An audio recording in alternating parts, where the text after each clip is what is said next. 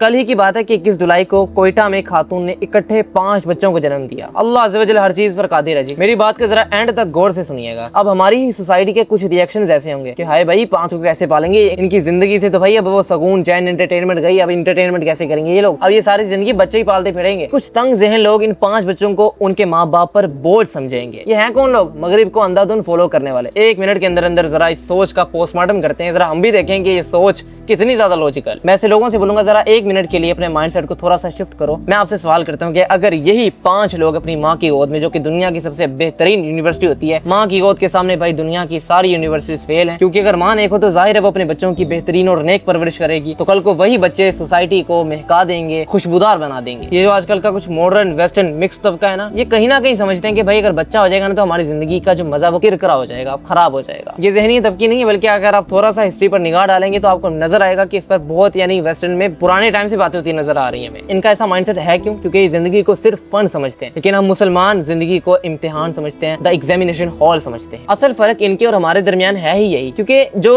अपनी जिंदगी से खुदा को निकाल लेता है वो समझता है कि भाई जिंदगी एक ही बार मिली है, इसको खोल कर एंजॉय करो, मरकर मट्टी हो जाना भाई। लेकिन जो खुदा को मानने वाला होता है उसको पता होता है यार यही तो असल बात है, जिंदगी एक ही बार तो मिली है, तो हमने इसको जिंदगी को ऐसा जीना है जब हम जिंदा होकर उठाए जाएं तो हमें एक अबदी, एक हमेशगी का घर मिले जहाँ पर हम सुकून से रह सके। अगर मैं अपनी इन सारी बातों को 2 लाइन में समेटूं तो यही है कि एक शख्स जिसने अपनी जिंदगी से खुदा को निकाला हुआ है वो अल्टीमेट अपनी ही बर्बादी फेर रहा है, क्योंकि भाई उसने अपनी जिंदगी से फितरत को निकाल दिया है। और जो शख्स खुदा को मानता है, उसके अहकामात को मानता है, तो वो शख्स अपने ही फायदे के लिए काम कर रहा है, क्योंकि वो फितरत पर चल रहा है और फितरत का खालिक हमारा खुदा है।